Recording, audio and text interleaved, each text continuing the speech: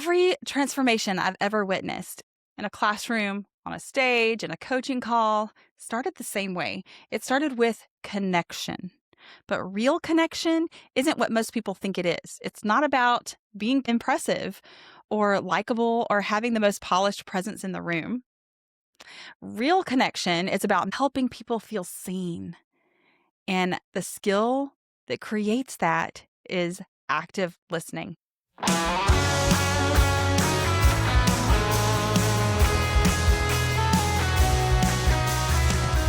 Do you want to build unshakable confidence and authentic authority without operating at a constant level 10 intensity that exhausts your impact? Hey, I'm Dr. Leslie Davis, vocal leadership and communication coach. I discovered a strategy to help you develop a voice that builds trust and radiates authority without being a jerk. If you're a Christian business owner ready to learn how to build trust and authority with your voice, grab your hot toddy and a journal and let's make the shift. So let's take a moment to think about the last conversation that you had. What did you hear beneath the words that were spoken? Let's reflect on how to listen for the unsaid, how to choose what we take in, and how listening shapes not just your next words, but your next actions. This is active listening. Active listening is having the discipline to listen to the other person first, making you a presence that helps people feel safe enough to say what they've never said out loud. And it's so much deeper than that. It's really about awareness in your life, the way you connect with people, the way you connect with yourself, the way you connect with God. So a quick story. I teach aromatherapy classes, and I was in a completely different state from where I live, and I was traveling there. I was teaching this aromatherapy class called Raindrop Technique. And in the class, one of the ladies that I connected with is a homeopathic doctor. And so we got deep into conversation about homeopathy and natural living and the way the oils are going to help the body come back into homeostasis and things like that. And so on this trip, I was in the middle of an autoimmune flare-up that was really severe. And she was muscle testing me about what I needed to bring my body back into balance. And muscle testing in and of itself was a very foreign concept to me. So if you don't know what muscle testing is, we could go a whole episode on that. But what it showed me in this point is that my body communicates with me and God communicates with me through my body. And muscle testing is one way to communicate. There's many ways to communicate. This is one of them that was really effective for me at that time when I was having a hard time in sickness and learning how to regain my health. So to test this out a little bit, I started talking to the Lord about what does it really mean to hear you through my body, through this muscle testing technique. And there's certain techniques you can use with muscle testing. I can put some resources in the community about that. But right now, I just want to tell you about what happened when I started playing with it, exploring with it. And I was in this other state and it was time to come home. One of the things that was brought up when I was meeting with her was that I needed more raw milk for my body. I needed that kind of protein. I needed the calcium that it presented and all the things that raw milk is good for and the enzymes and all the things.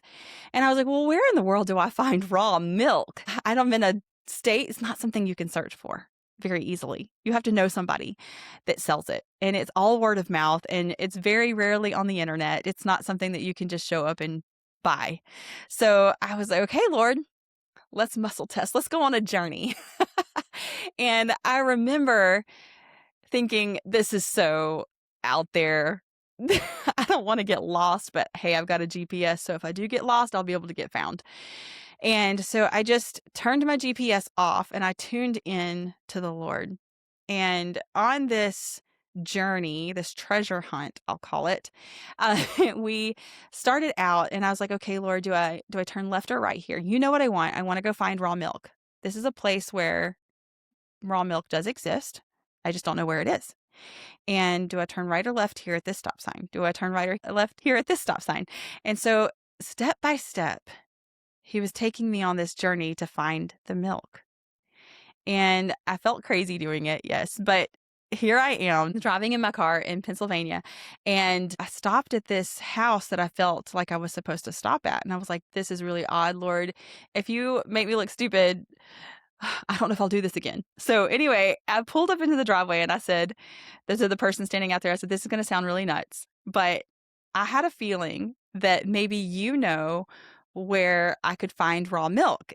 Is that something that you know about what to do?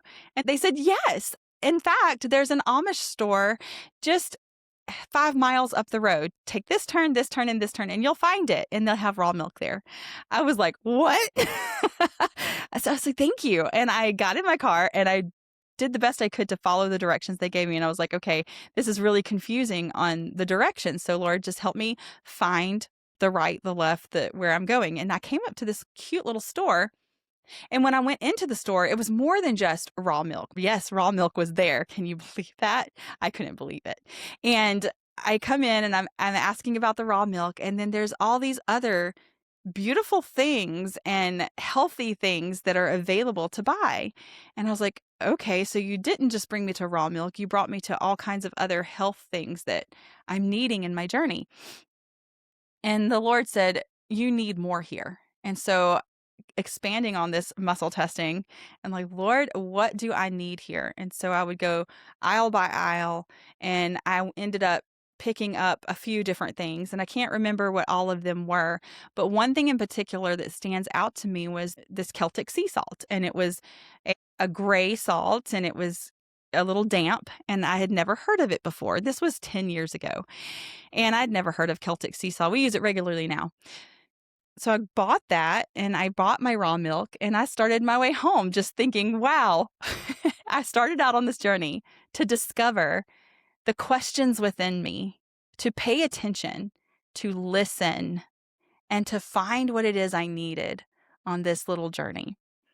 And he showed up and he answered me. And I went home with a few gallons of raw milk and some Celtic sea salt. When I got home, it was not even 2 weeks later that I had my doctor tell me what you need is to take some Celtic sea salt and put it in your water every day. I'm like, I already have it. The Lord knew I needed it even before I knew I needed it. So I had what I needed, and all it took was me getting still before the Lord, asking my body the questions to communicate with the Lord about what it needed. So, Holy Spirit, what does my body need right now? Do I need this? Do I go left? Do I go right? And I'm listening, I'm feeling, and it takes all 5 senses to do true active listening.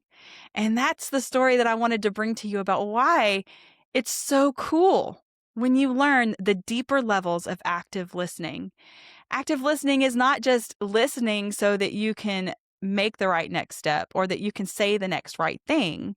It's so that you are in alignment and that your steps are ordained and matter. And obedience, step-by-step obedience, this is what accesses our authority.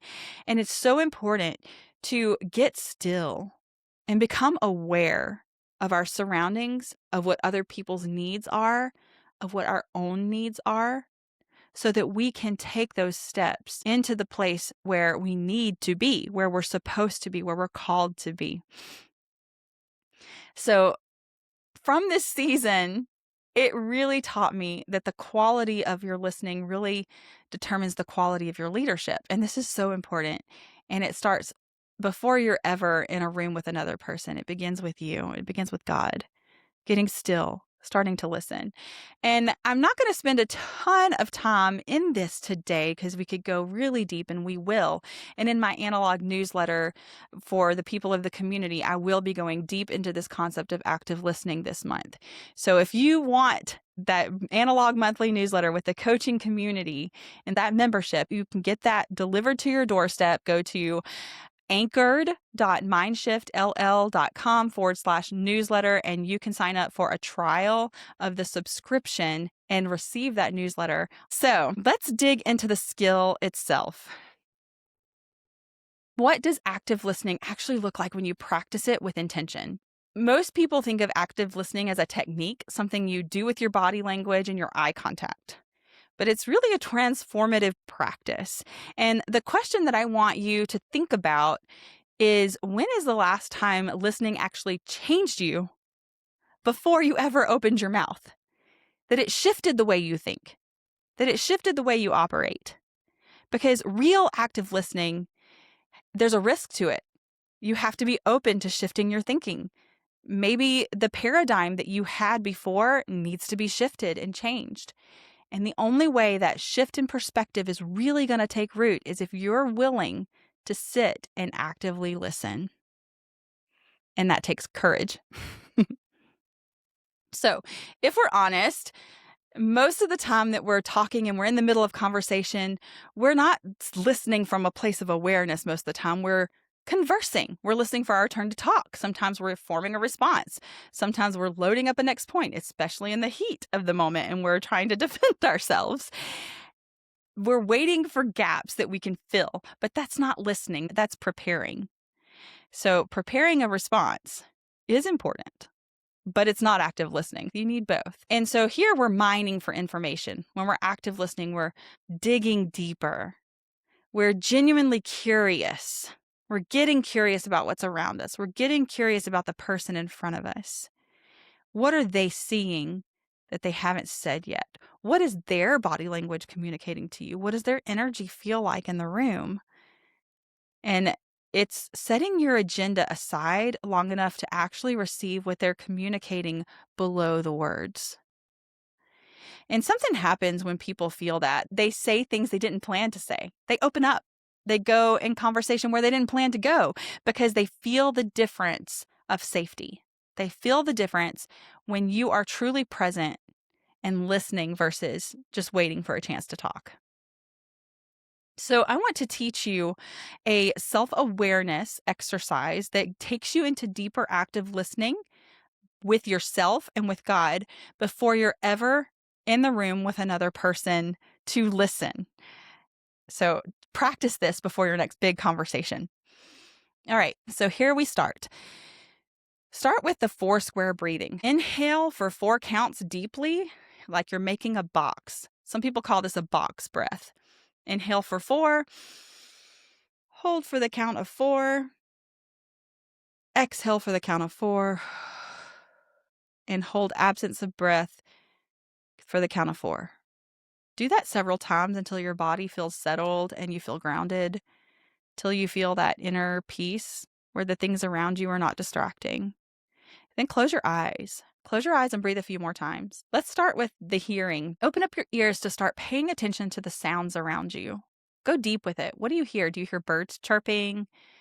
Do you hear the wind in the trees through the leaves? Do you hear rustling somewhere else? Do you hear sirens? Do you hear a car go by? Do you hear children playing? Listen to the sounds around you deeply and get very still and keep listening. Then open your eyes and start looking around. Choose 5 things around you to notice. Count them out loud. 1, 2, 3, 4, 5. Then choose one of those 5 things to focus on. When you choose the one thing that you're focused on out of those 5, then choose 5 more things within that. Say you're in nature. You chose a tree. What are 5 things about the tree that you notice? Leaves, branches, roots, bark. Choose one. I'm going to choose roots. So then you look at the roots of the tree. Choose 5 things about the roots of the tree that you notice. Go deeper. And you do this over and over and over again till maybe the last thing that you're noticing is even a little speck of dirt on one of the pieces of bark on the root of the tree. And what this does is you're activating what's called the parasympathetic nervous system of the brain. It's the body's rest and digest, quote unquote, rest and digest state. This lowers your cortisol, quiets the default mode in your network of the brain.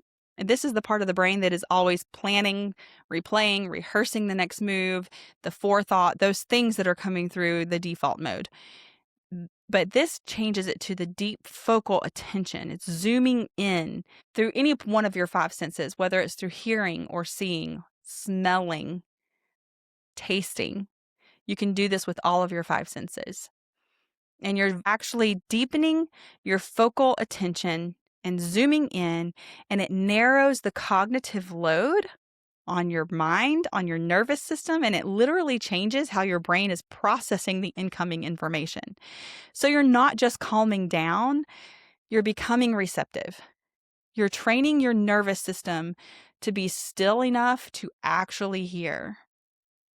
So even though this is a grounding exercise, it's also a way of living, a way of thinking. When you develop this kind of stillness and awareness as a daily practice and not just in a important conversation or a coaching conversation or a stage, it's really just in regular life.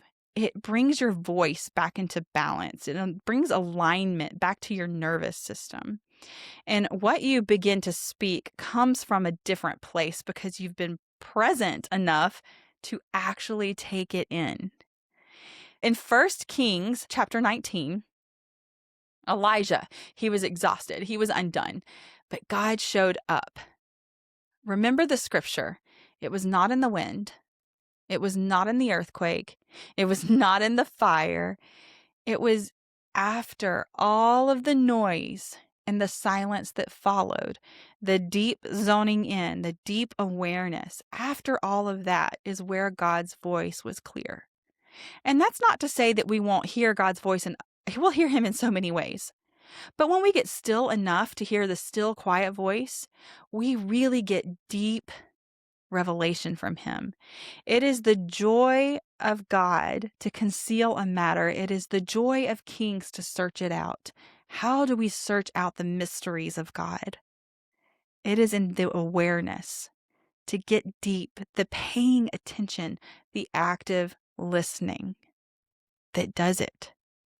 So it was not an accident that Elijah heard God's voice in the silence that followed. He had to get still enough and aware enough to receive what he was supposed to hear in that moment. And so active listening works the same way. It's about the depth. It's not about being heard. It's about hearing and paying attention and bringing the stillness, bringing the awareness, bringing the safety. And so when you are in practice of deepening your awareness in your conversations, you start to hear things that you've been missing, the subtle emotion in people's voices. The person that's in front of you, what are they really saying to you? It's, it's not what you say, it's how you said it is the way it goes. But this is where you're aware of how they said it and what they say, because they both matter. Going back to thinking about the last conversation that you had and thinking about what you heard beneath the words, that take this into your next conversation so that you can have that sense of awareness and really deepen the revelation of what you get with what they're saying, with what you need as a person who needs to be communicated with as well, and what God is saying to you. So the next step, after you become more aware, you can take it into a place of deeper questioning. And this is really important for active listening. Once you're genuinely listening and you're in that place of awareness, then follow that thread a little bit deeper and ask questions that are rooted in real curiosity. Curiosity is so powerful. It tells the person that what they said matters. When you are really curious, they feel seen. When you really are connecting and wanting to genuinely know, they want to share. They want to know that you're catching what they're saying, they're understanding it.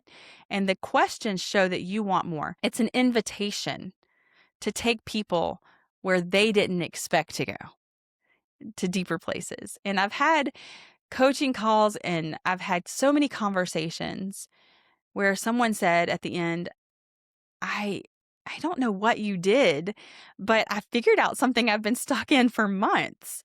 And really, I didn't do a lot, but what I did do was ask questions and I listened intently. So active listening and good questions helps people discover for themselves what's in them, so they can feel seen and heard and act on what comes from them. And that's good coaching. Good coaching is learning to ask better questions. And it's not just better questions of those around you. Ask God questions. Lord, what is the next best question to ask this person? Lord, what is your perspective over this situation? That'll bring alignment between you and God so that that overflows into the person in front of you. And then the last step of this is to respond from what you've actually heard. And this is where listening becomes more like leadership here.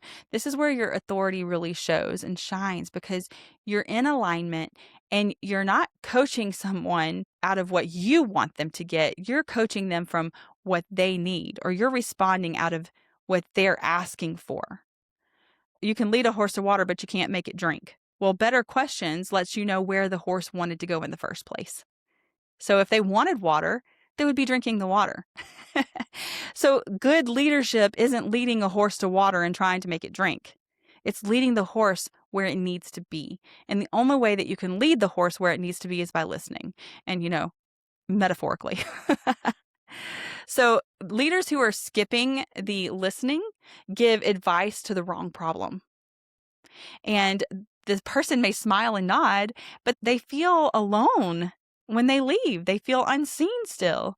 But when your response is informed by what you actually heard from them and you're responding out of that, that is where the connection and the trust comes in. That is when something moves and things shift. And this is really a full circle thing. Your voice gains real depth, not from just what you say, but it's from what you consume. It's what you're bringing in. What you consume shapes how you think, and out of the heart, the mouth speaks. So therefore, what you're consuming shapes what you're speaking. And the quality of your listening determines the quality of how you show up. So our key takeaways. We want to make sure we are listening to God for people and for us. We're listening to Him first. This is what separates authority that lasts and influence that lasts from what doesn't last. And active listening isn't only a skill that you use with people, it's a heart posture that you hold with God for people. And I've been in the worship space for a long time. And I've been in rooms where I didn't know anyone. And I felt the weight of that disconnection where I didn't really know how to reach them. And stone cold faces looking at me like, what are you going to bring? Sometimes even judgment, right? I felt that. And you can feel it in the air. You can see it on their faces, even if they're kind. Sometimes it's just a guardedness that they don't even know that they're communicating. So I've had to learn in these moments is asking the Lord, how do I bring the connection? Lord, how do I bring what you've put into me and overflow into these people so that they connect with you? And Lord, what do I need right now? What do you see that I don't see? And what are the keys to unlock this atmosphere right now? Because He has the keys.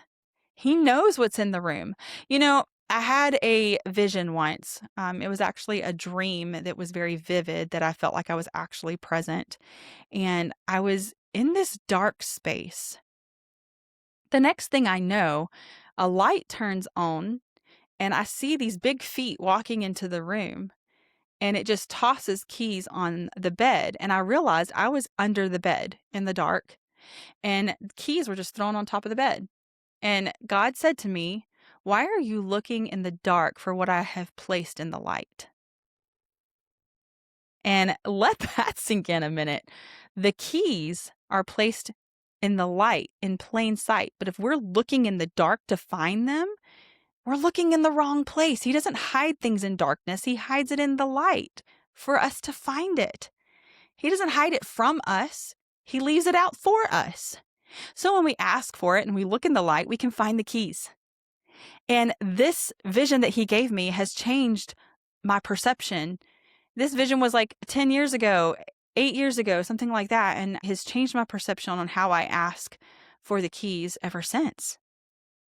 It's an active listening. It's an active searching in the light, not in the darkness. And He will show you. It says, ask and seek and knock, and it will be given. It's because He hides it in the light. And this comes from a heart posture, right? It's not a tactic. You can't fake presence. You can't perform connection. People feel the difference between someone who's listening genuinely and if they really care, and someone who's going through the motions of listening because it's a strategy. You can feel it. The real foundation, before the questions, before the skill, before you're ever in the room, is being filled from that place of awareness, because you cannot pour from an empty cup. So the oil that you're filled with, or what's in your cup, will be what you're filled with. If you're spending time with the Lord in the presence of God, gathering the oil of His presence, you will carry that cup of oil into the space for others. It's the capacity, the peace to be with someone comes from your own private cultivation. That cultivation of presence gives you capacity. This is where inner alignment really comes from, and this is what you do behind the scenes before anyone ever encounters you. You radiate what you consume. So if you're running on empty and skipping the inner work and skipping the awareness piece, you'll feel it, and so will the people that you're trying to lead. In my framework, it's awareness, action, alignment. Once you become aware, it's what you do with it that creates alignment. Step-by-step obedience into the place where you're supposed to be. Before you ever speak or lead from a stage, let's bring this out a little bit more into our body language and talk a little bit about eye contact. So when you're on a stage and you are actively listening, eye contact shows that you are invested.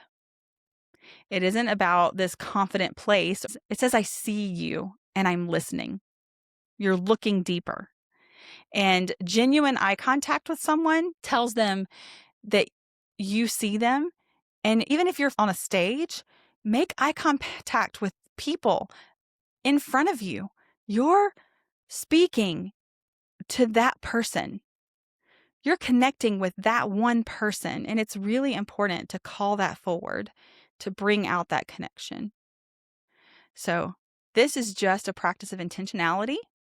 It takes practice, it takes cultivation, and it takes a willingness to show up as the one who initiates the connection, even when it's uncomfortable. So to wrap it up with a pretty bow, real connection starts with real listening. Real listening starts with you.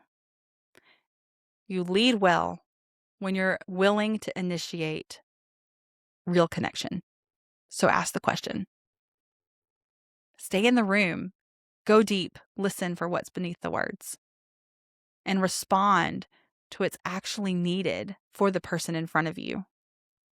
And before any of that, become aware with the Lord. What is He asking of you? What is He sharing with you?